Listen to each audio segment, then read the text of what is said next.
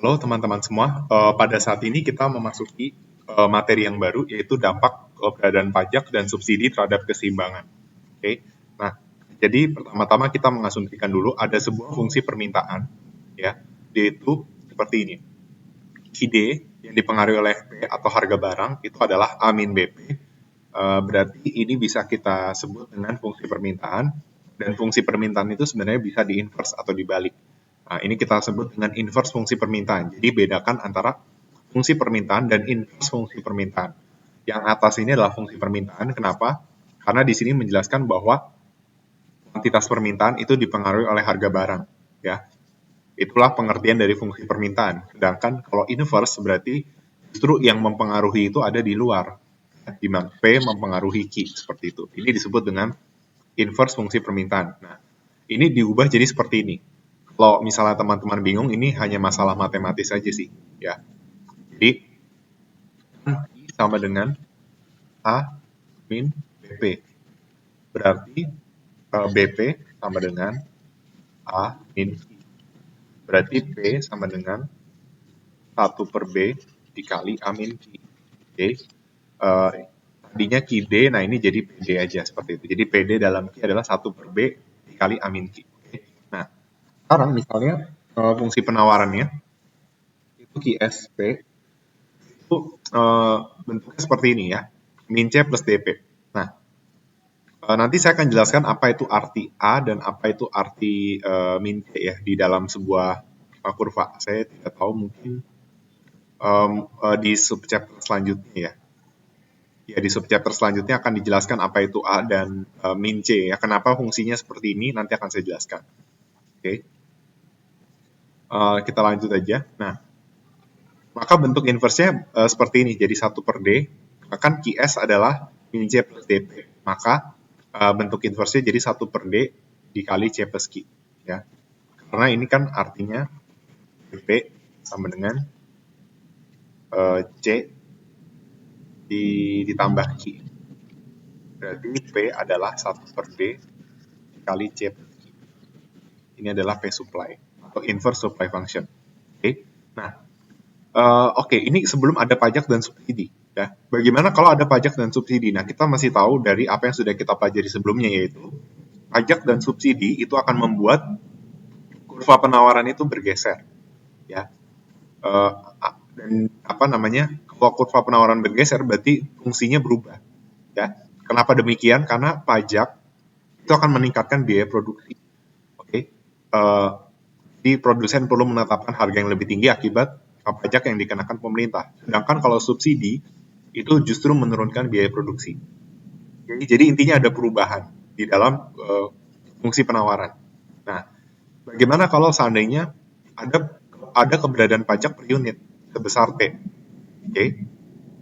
Maka kita bisa bikin fungsinya tuh berubah dari segi fungsi penawaran atau dari sisi inverse-nya, ya. Mungkin saya akan bahas dari inverse-nya.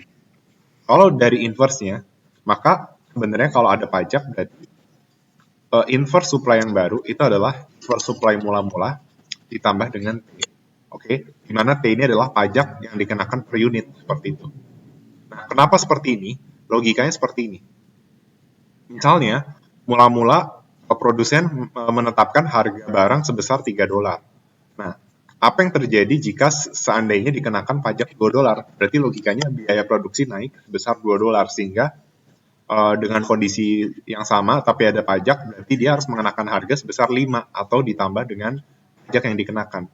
Makanya PS aksen sama dengan PS plus T, sehingga fungsinya jadi 1 per D dikali T plus Q kurung tutup kurung ditambah dengan T. Nah, tapi kalau kita mau menyatakan dari fungsi penawaran, itu kita cukup ubah aja unsur P-nya jadi P dikurang T. Seperti itu. Oke. Logikanya adalah dengan harga yang sama, itu kuantitas yang diminta pasti kuantitas yang ditawarkan pasti akan turun karena dipengaruhi oleh pajak. Seperti itu. Nah, beda kalau seandainya dia pajak proporsional, ya. Kalau pajak proporsional itu tuh sebenarnya seperti ini. Namanya pajak proporsional tuh dikenakannya dalam percentage. Jadi misalnya dikenakan 10%, jadi PS aksen sama dengan PS ditambah jadi harga yang baru itu naik 10% dari harga mula-mula. Nah, makanya jadi PS aksen misalnya sama dengan 1,1 PS. Nah, berarti jadinya 1 dibagi 1 min P. Nah, ini logikanya gimana ya? Saya coba jelaskan. Ini misalnya kita punya fungsi seperti ini. Supply adalah 50 plus Q. Nah, misalnya dikenakan pajak sebesar 10%, jadi 0,1 P. Nah, berarti kan logikanya ini pindah ke sini ya. Jadi 0,9 PS sama dengan 50 plus Q. Nah, berarti PS adalah 1 per 0,9 kali 50 plus Q. Nah, 1 per 0, ini adalah PS aksen yang baru akibat adanya pajak proporsional. Ya, jadi ini ceritanya pajak proporsional sebesar 10%. Jadi harga yang baru itu sama dengan harga mula-mula ditambah 10% dari pajak proporsional. Ya, jadi kalau pajak proporsional 10%, jadi 10% dikali harga supply. Maka ini pindah ke ruas kiri jadi 0,9 PS sama dengan 50 plus Q. Nah, berarti PS aksen sama dengan 1 per 0,9 dikali 50 plus Q. Berarti kita dapat pola bahwa, rumus PS aksen atau inverse supply-nya itu adalah 1 dibagi 1 min T. Seperti itu. Ya. Itu menunjukkan persentase pajaknya. Oke. Dikalikan dengan PS mula-mula. Tapi kalau ada subsidi itu kebalikannya dengan pajak per unit. Kalau pajak per unit, inverse supply-nya itu ditambah. Nah, kalau subsidi itu mengurangi biaya produksi, jadi inverse supply-nya itu dikurang subsidi. Nah, ini mohon maaf ada kesalahan tulis ya, jadi harusnya ini min S. Nah, tapi kalau dari sisi QS, berarti logikanya dengan harga yang sama, akan mensuplai lebih banyak kalau ada subsidi, seperti itu. Oke. Nah, intinya sebelum ada subsidi atau pajak, keseimbangannya seperti ini. Nah, setelah ada pajak atau subsidi, itu jadi seperti ini. Nah, ingat fungsi permintaan tidak berubah sama sekali. Jadi, keseimbangan yang baru itu tergantung dari supply yang baru saja. Seperti itu. Oke. Nah, dan bagaimana dampak subsidi dan pajak terhadap keseimbangan? Kita harusnya udah bisa tahu ya, kalau subsidi berarti logikanya itu, kan kurva supply itu berarti bergeser ke sebelah ini ya. Kurva supply bergeser ke sebelah kalau subsidi itu ke sebelah kanan ya, karena biaya produksi itu turun. Berarti logikanya adalah ini demand, ini supply. Nah, terus kalau supply geser ke kanan, apa yang terjadi? Harganya itu turun. Ya, berarti terbukti bahwa dengan ada subsidi, harga barang itu jadi turun, dan kuantitas itu akan meningkat. Ya, jadi demand merespon penurunan harga equilibrium. Oke. Sedangkan kalau ada pajak berarti kebalikannya, harga naik, kuantitas yang diminta itu turun. Nah, sebagai latihan teman-teman bisa coba ya. Misalnya taruhlah fungsi demand-nya misalnya demand sama dengan 50 min Q misalnya. Space supply sama dengan 20 plus Q. Nah, coba teman-teman cari keseimbangan ini. Berarti kan keseimbangan. Nah, keseimbangan itu kan bisa dari sisi inverse atau dari sisi permintaan penawaran ya. Nah, ini dari sisi inverse berarti cara mengerjakannya adalah 50 min Q sama dengan 20 plus Q. Nah, ini pindah ruas jadi 2 Q. Ini ke sini jadi 30. Berarti Q equilibrium adalah 15. Nah, P equilibriumnya itu tinggal kita masukin ini ke sini misalnya jadi 35. Oke, nah ini ceritanya sebelum ada pajak atau subsidi. Nah, sekarang misalnya ada pajak sebesar 5 per unit. Nah, berarti kan fungsinya jadi seperti ini. 25 plus seperti itu. Berarti kita bikin keseimbangan yang baru 50 min Q sama dengan 25 plus Q. Berarti jadinya adalah ini ke sini jadi 25. Ini ke sini jadi 20. Nah, berarti kita dapat keseimbangannya QE sama dengan 12,5. Nah, PE sama dengan 37,5. Nah, berarti terbukti bahwa adanya pajak, ceritanya pajak sebesar $5 per unit, itu menyebabkan harga itu naik ya. Harga keseimbangan naik dari 35 ke 37,5, dan kuantitasnya itu turun dari 15 ke 12,5. Nah, teman-teman bingung loh, pajaknya itu naik 5 per unit. Kenapa harganya nggak naik sebesar 5? Kenapa cuma 2,5? Atau kenapa kurang dari 5? Nah, sini ingat, kita kita tahu bahwa nggak semata-mata kalau harga naik sekian, keseimbangan juga akan naik sebesar 5. Karena berarti kalau misalnya harganya naik juga 5, berarti key-nya nggak berubah. Nah, kalau key-nya nggak berubah, berarti demand-nya harus naik. Nah, masalahnya demand-nya kan tetap. Berarti logikanya karena ada kenaikan harga, demand-nya itu jadi merespon dengan menurunkan permintaan, makanya harga itu nggak akan naik sebesar 5. Karena kuantitas permintaan dan penawarannya sendiri akan turun keseimbangannya, ya. Nggak tetap 15 tapi 12,5, makanya harga nggak dari 35 ke 40, tapi dari 35 naiknya ke 37,5, ya. Jadi ketika ada pajak sebesar 5, bukan berarti harga keseimbangan akan naik sebesar 5, tapi masih di bawah 5. Nah, kalau kasusnya subsidi, teman-teman bisa coba ya. Misalnya subsidinya sebesar 5, berarti ini tinggal kurang 5 gitu ya. Silakan dicoba sendiri. Tapi yang jelas kalau subsidi, harga keseimbangannya itu akan turun, lalu kuantitas keseimbangannya itu akan meningkat.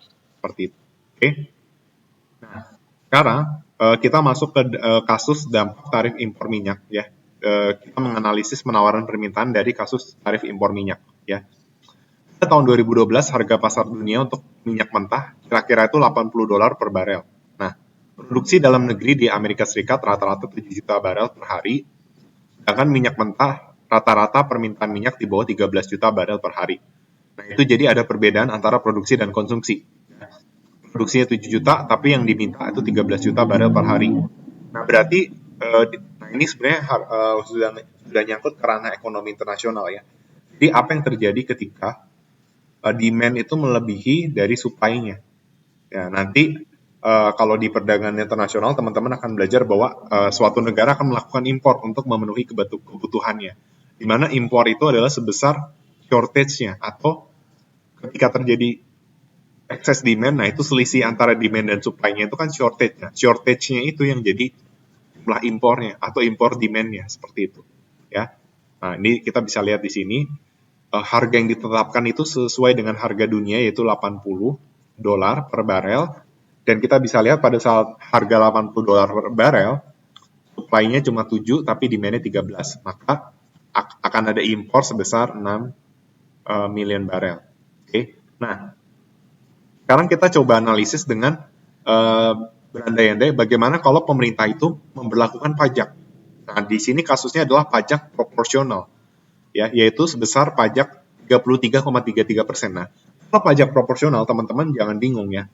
Misalnya harga mula-mula 80. Ketika harga naik 33,33%, berarti harga yang baru adalah 80 kali 1 plus 33,33%.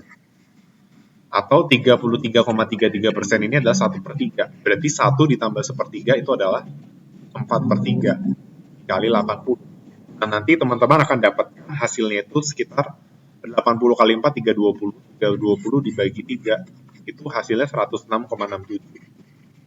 Nah, ini ceritanya mendekati lah 33,33%. Jadi ceritanya pajaknya berarti kan kalau 106,67 berarti kesimpulannya pajak proporsional 33,33%. Berarti ada apa namanya pajak sekitar 26,67. Nah, tapi ceritanya implementasinya 26,64 sehingga harga minyak tuh naik jadi $106,64. Nah, apa yang terjadi ketika pemerintah memberlakukan pajak pada pasar minyak yang menyebabkan harga itu naik jadi $106,64.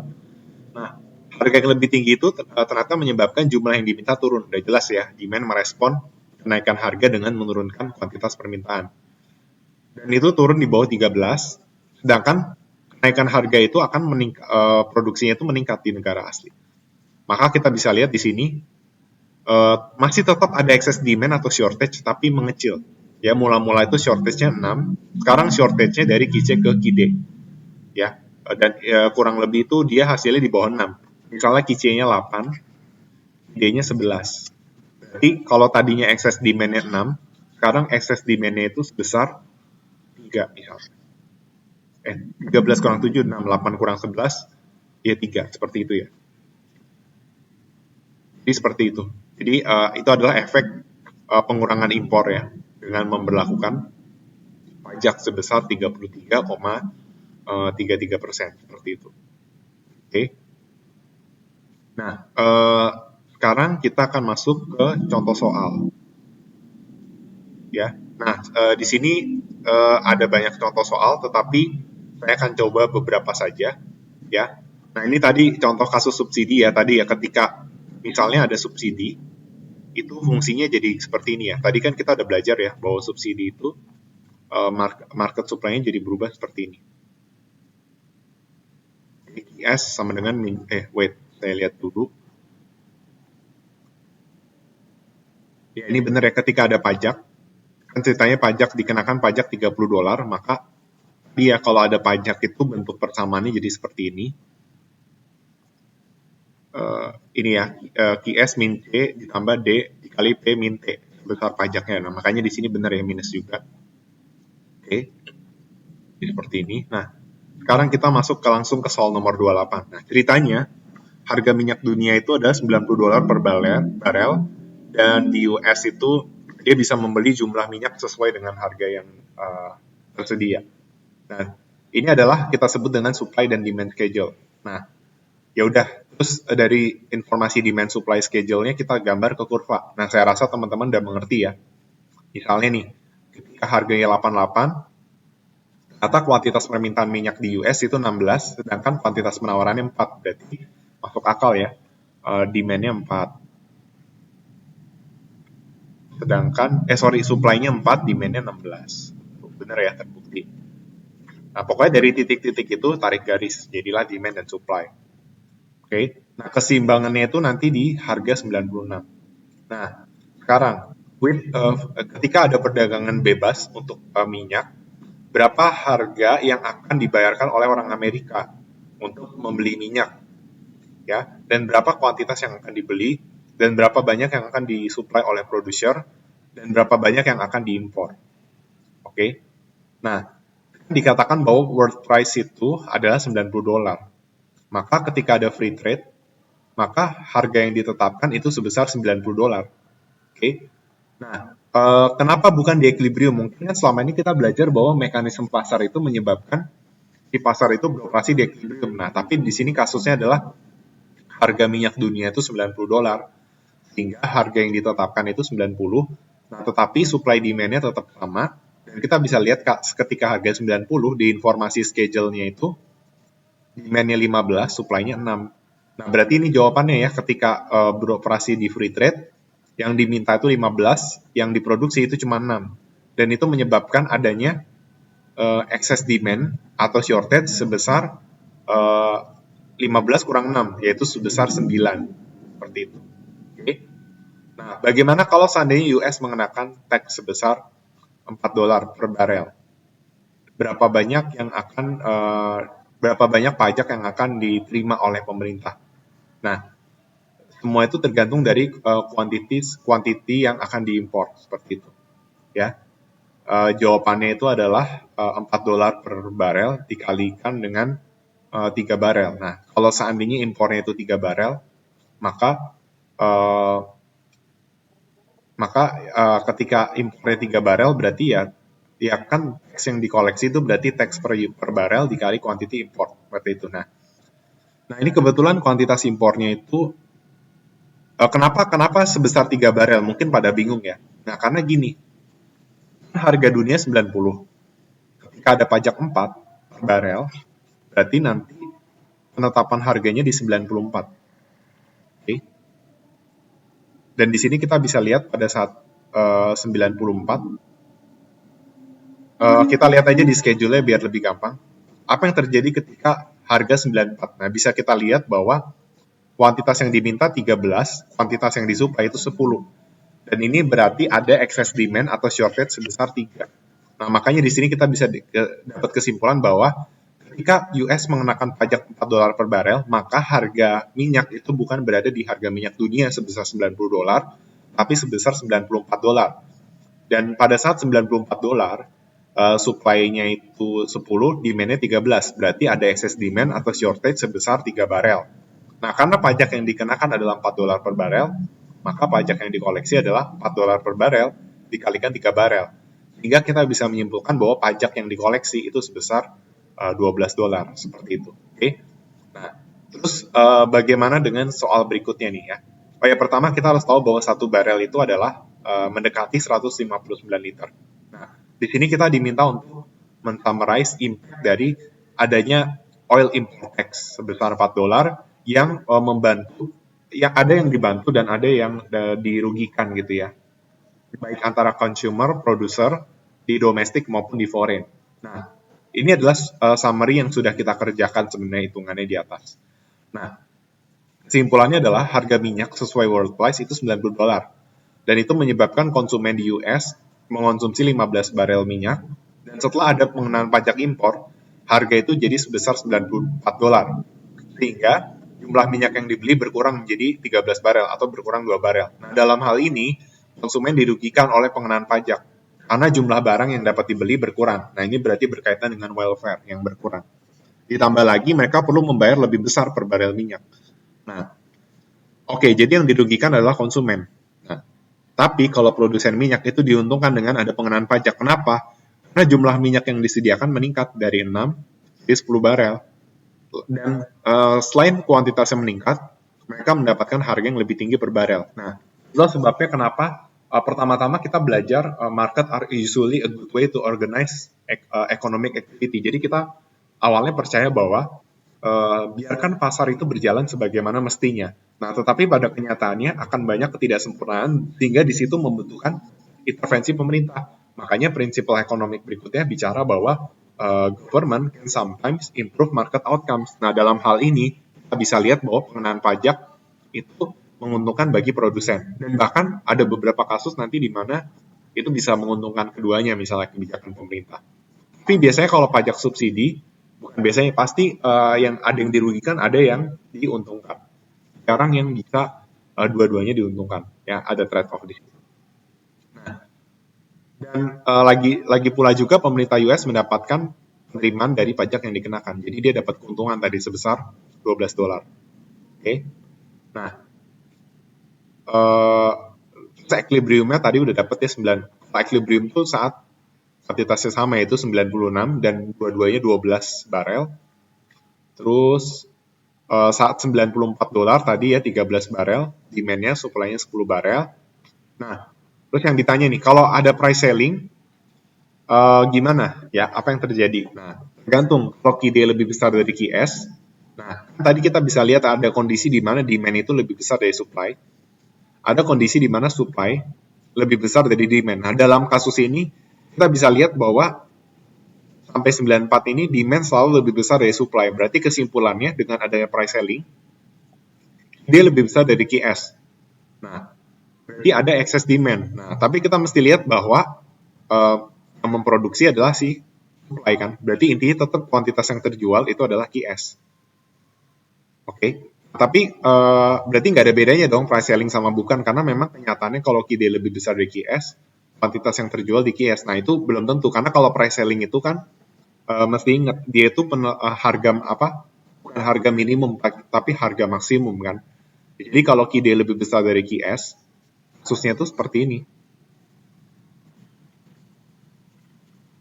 Ini P, ini P, ini demand, ini supply. Nah, logikanya ini kan kalau equilibrium di sini. Nah, berarti kalau excess demand itu price selling-nya itu di sini. Ya, ini penetapan harga maksimum, jadi QD, ini QD-nya, ini QS-nya. Nah, harganya kan di sini, bukan di equilibrium. Nah, intinya mah kalau harga segini, produsen memproduksi di sini. Peduli yang diminta lebih banyak, intinya produsen akan memproduksi di QS. Makanya bisa kita simpulkan, ketika ada price selling, yang dia lebih besar dari QS, sudah pasti ini adalah price selling yang binding atau mengikat.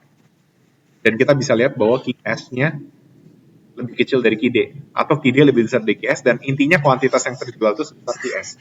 Nah, beda kasusnya kalau seandainya dia itu nggak binding, misalnya di atas ya. Jadi QS yang lebih besar dari QD. Nah, itu yang terjadi adalah harganya bisa, price selling kan harga maksimum ya. Harganya tetap, tapi ingat, sekalipun si produsen nge-supply banyak, ingat yang diminta tetap segini. Intinya, kalau di price selling, berarti kalau QS lebih besar dari QD, dia itu tidak mengikat ya. Tapi kalau harganya dipaksa di P-bar, intinya kuantitas yang terjual itu sebesar QD. Gitu. Karena betul sih kalau harganya tinggi, Di supply-nya mau memproduksi lebih banyak, tapi ingat yang minta kan tetap lebih dikit. Jadi tetap yang diproduksi itu sebesar QD. Jadi itu kesimpulan berkaitan dengan price selling. Oke. Nah, kita udah mengerjakan soal A sampai G. Nah, teman-teman bisa kerjakan soal yang serupa. Kalau informasinya diubah, ya misalnya harga minyaknya $60 per barel dan ini adalah informasi supply schedule-nya. Nah, coba teman-teman kerjakan, coba aja dari A sampai G, tapi informasinya pakai yang ini. Jadi harga minyaknya $60 per barel dan demand dan supply schedule-nya pakai yang ini. Seperti itu. Oke. Dan ini ada perubahan untuk poin F. Tadi dibilang apa yang terjadi kalau di poin F ditanya apa yang terjadi kalau price selling $94. Nah, nanti diganti price selling-nya jadi $65. Sedangkan yang poin D itu ditanya kalau ada pajak $4, nah ini diganti jadi pajak $5. Nah, silakan teman-teman coba kerjakan aja kalau soalnya diubah. Ya, jadi itu adalah soal tentang pajak dan subsidi. Semoga teman-teman bisa memahami ya, karena ini mungkin sudah lebih sulit dari materi sebelumnya. Oke, sekian dari penjelasan saya. Terima kasih atas perhatian dari teman-teman semuanya.